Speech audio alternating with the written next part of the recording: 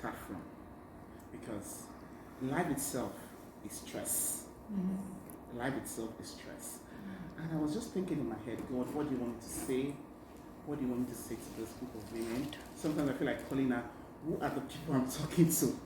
Is it the older women? Is it the younger women? Because stress has different stages. You know, the stress I went through as a child is different from the stress I went through as a teenager, and it's different from the one I'm going through as an adult woman. It's different from the one I went through while, having children. And probably by the time I enter menopause and, having grandchildren, it's another phase of stress. So stress has different levels. But irrespective or regardless of the level, stress is stress. And so we're going to talk about stress today, and hopefully I'll be able to do justice to it in just a few seconds. If you have any questions, you can ask me. So, stress. What is stress? In short term, stress is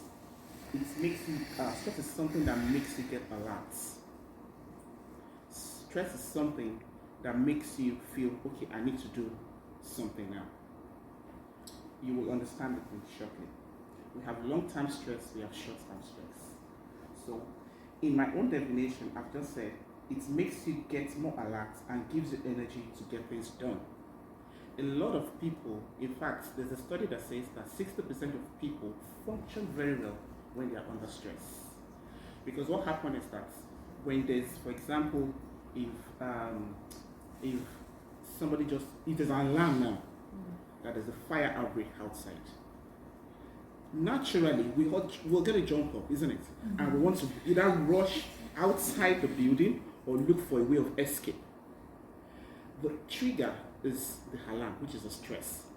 But we approach that stress with an energy of getting something out of it.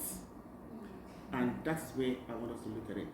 Now, there's a positive side to stress, the negative side to stress, but in all things, we should always look at the positivity first, and then we'll be able to manage the negative side. Now, stress in itself is not a bad idea. It's not a bad thing at all. Stress, most of the time, gives us a lot of energy to be able to respond to a trigger.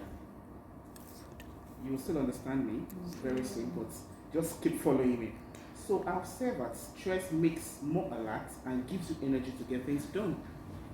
So for example, like I said, if there's a fire outbreak outside, what happens is that your body kind of naturally stimulates an adrenaline that surges immediately, and in your brain you start thinking, how do I escape? What do I do? How do I drag my sister along?